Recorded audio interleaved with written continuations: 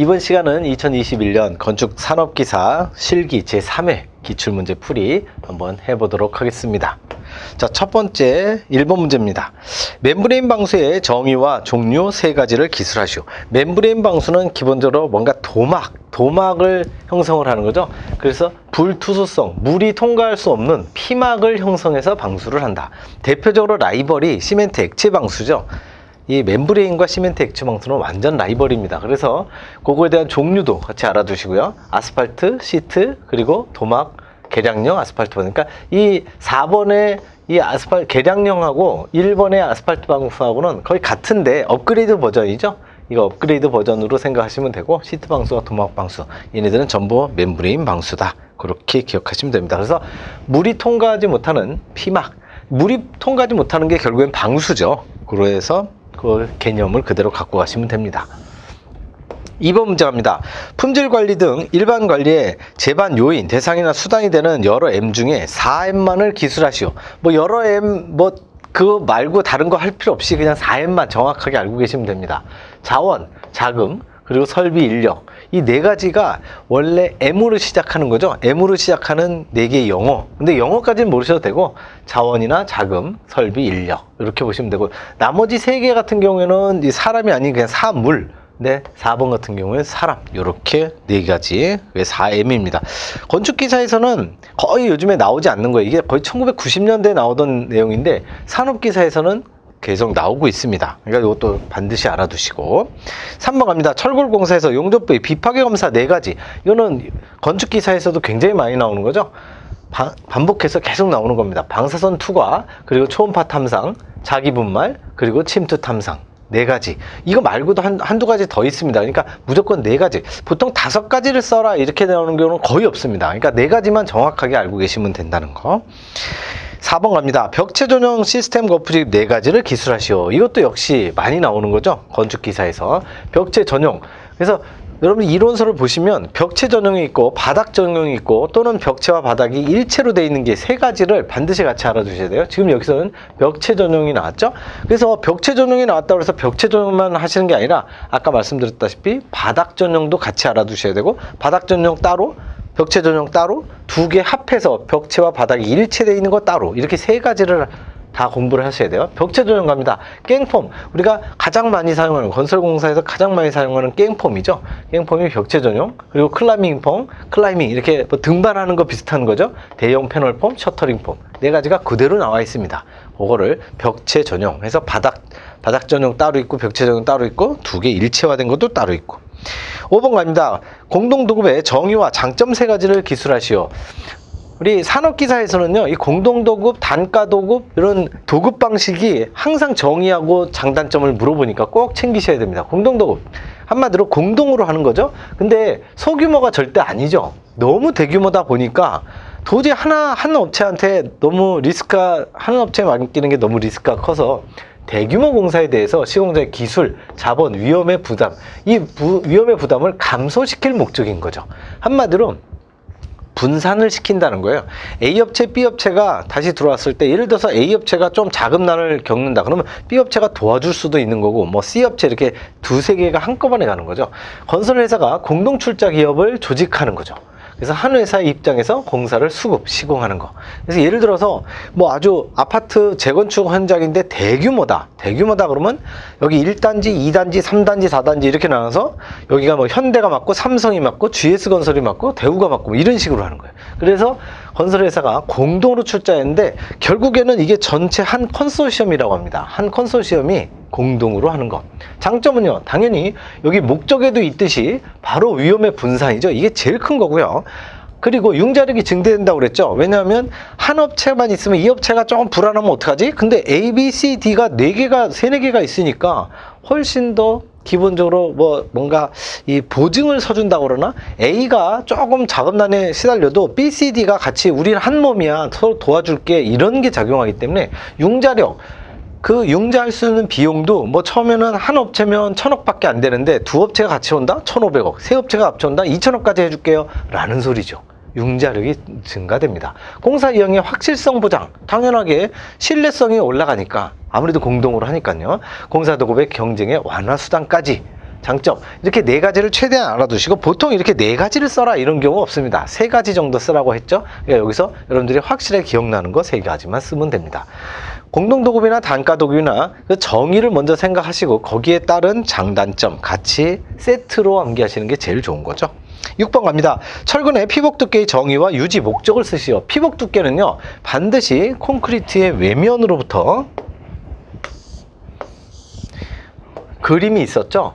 여기가 주철근이 이렇게 있을 때 띠철근은 여기서 이렇게 들어가죠. 띠철근이 이렇게 있어요. 그러면 여기서 피복 두께는 철근의 가장 표면, 지금 여기서 콘크리트 외면이 바로 여기에요. 빨간색 콘크리트 외면으로부터 첫 번째 나오는 철근의 표면, 여기죠. 녹색의 표면, 여기까지.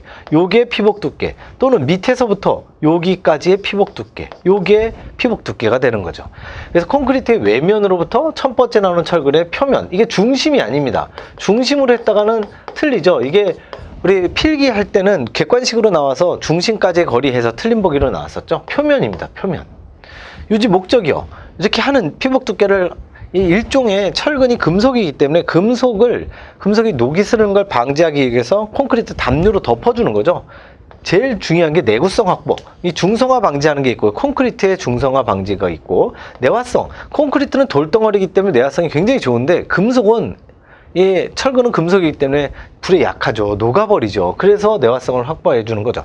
근데 콘크리트 담요의 두께가 너무 얇으면 내화성이 별로 확보가 안 되니까 충분한 어떤 피복 두께가 있어야 된다 이거죠.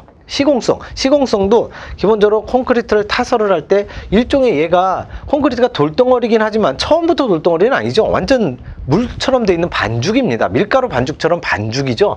반죽인 상태에서 시공성을 확보하기 위해서 피복 두께가 어느 정도가 있어야 좋다 이거죠. 이 중간중간에 골재나 이런 것들을 다 충진시키기가 더 쉽다 이거죠.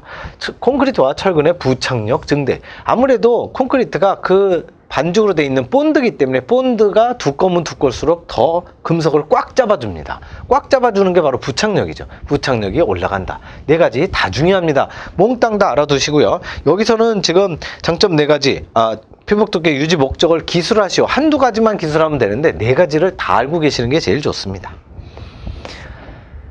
자, 7번 갑니다. 강제 접합 방법 중 고장력 볼트 접합의 장점 4가지를 기술하시오. 장점은요, 고장력 볼트, 한마디로 볼트 접합이죠. 고장력 볼트하고 완전 라이벌이 바로 용접입니다. 용접 접합이죠. 용접은 굉장히 강성도 좋고 튼튼하고 다 좋은데 시공이 너무 어렵죠. 시공이 어렵고 재료도 많이, 기본적으로 용접이라는 게 결함도 많고 또 하여튼 용접도 장단점이 아주 극명하게 갈립니다. 근데 고장력 볼트도 있죠. 대신에 장점이 훨씬 더 많습니다. 접합부에 강성이 증대가 되는 건 기본이죠. 근데 이 강성보다 용접의 강성이 훨씬 더 센 거는 부인할 수 없죠. 불량 부분에 수정이 굉장히 용이합니다. 용접은 불량 부분의 수정을 거의 불가능하죠. 그냥 다시 다 버리고 다시 해야 됩니다. 근데 고장력 볼트는 다시 풀렀다가 다시 조이면 되니까. 그래서 수정이 용이하고요. 공사기간 단축이죠. 경제적인 시공. 왜냐면 공사기간이 엄청 단축되죠.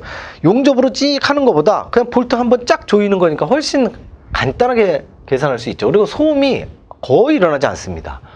현장 시공 설비가 간편하죠. 이런 굉장히 좋은 장점이 있습니다. 대신에 용접하고 고장력 볼트는 분명히 서로 라이벌 관계가 있기 때문에 장단점이 뚜렷합니다. 같이 정리해 두시기 바라고. 4가지를 써라 그러면 이 중에서 확실한 거, 자기가 정말 확실하다고 생각하는 거 4가지만 쓰시면 되죠. 자, 8번 갑니다. 다음 콘크리트 줄눈의 종류를 기술하시오. 콘크리트 줄눈이 여러 가지 나오죠. 이거는 산업기사에서도 나오지만 기사에서도 계속 반복해서 나오는 겁니다. 1번 갑니다. 콘크리트 작업 관계로 경화된 콘크리트. 자, 경화가 됐다라는 건 콘크리트는 굳는 걸 얘기하는 거죠. 콘크리트가 말랑말랑할 때, 시멘트와 물이 만났을 때는 이게 아주 뜨끈뜨끈하다고 그랬죠. 근데 이게 경화가 되면 차가워집니다. 차가워지는 걸 영어로 콜드라고 하잖아요. 그래서 경화가 진행됐다 또는 경화된 콘크리트다 하면 무조건 콜드를 생각하셔야 돼요. 차가워지는 거죠. 차가워진 그 경화된 콘크리트에 새로 콘크리트를 타설할 경우, 그러면 경화된 콘크리트는 차가워졌고 새로 친 콘크리트는 뜨끈뜨끈하고, 그러니까 차가운 것과 뜨끈뜨끈한 게 같이 이렇게 붙었을 때 생기는 거 콜드 조인트입니다. 그래서 항상 콜드라는 건 이 경화라는 단어가 나오면 콜드를 생각하시기 바랍니다. 기본적으로 시멘트와 물이 만나는 수화 반응은 발열 반응이에요. 뜨끈뜨끈한데 그게 굳었다 생각하면 이제 차가워지는 거죠. 2번 갑니다. 온도 변화에 따른 팽창, 수축, 부동치마, 진동 등에 의해 균열이 예상되는 위치에 설치하는 조인트. 이거 신축 줄눈이죠. 왜냐면 이거는 신축 줄눈은 익스펜션 조인트라고 하는데 온도 변화입니다. 온도 변화. 온도 변화가 핵심 단어예요. 온도 변화에 의해서 뭔가 줄눈이 생길 것 같다 하면은 요거는 신축 줄눈. 3번. 균열을 전체 벽면 중에 일정한 곳에만 일어나도록 유도한다. 유도하는 게 여기서는 이 조절 줄눈이라는 건 뭐냐면 유도도 유도지만 이 유도라는 게 뭐냐면 바로 인위적으로 만드는 거예요. 인위적. 그러니까 내 맘대로 사람이 원래 줄눈이 뭐 균열이 그냥 발생하는 게 아니라 여기 균열 발생할 것 같은데 예상되는 위치에 일부러 먼저 만들어 버리는 거, 그게 인위적으로 만들어서 유도한다 해서 유도가 들어온 거예요. 이 유도라든지 인위적이라는 단어가 나오면 조절 줄눈, 컨트롤 조인트가 됩니다. 4번. 시공상 콘크리트를 한 번에 계속해서 부어나가지 못할 때 타설 구획을 정함으로써 형성되는 거. 예를 들어서 뭐 레미콘 트럭이 아무리 만든다 하더라도 이게 면적이 너무 넓어요. 그냥 예를 들어서 그냥 조그만 건물에 1층 타설을 한다. 그러면은 뭐 인부 아저씨들 한 20명 동원해서 한 번에 타설할 수 있지만 이게 지나치게 넓어. 뭐 잠실 운동장 한 2분의 1 정도 돼. 너무 넓으면요 도저히 한 번에 타설 못 합니다. 그래서 구획을 나눠서 하죠. 이렇게 구획을 나눈다든지 아니면 제일 앞에 시공상이라는 단어가 나오면 이건 시공줄눈이죠. 시공상하면 시공줄눈 또는 구획을 나눈다. 조절줄눈 같은 경우에는 뭔가 유도를 한다. 인위적으로 만들어서 유도를 한다는 거. 신축줄눈은 온도 변화, 콜드 조인트는 경화된 콘크리트. 그렇게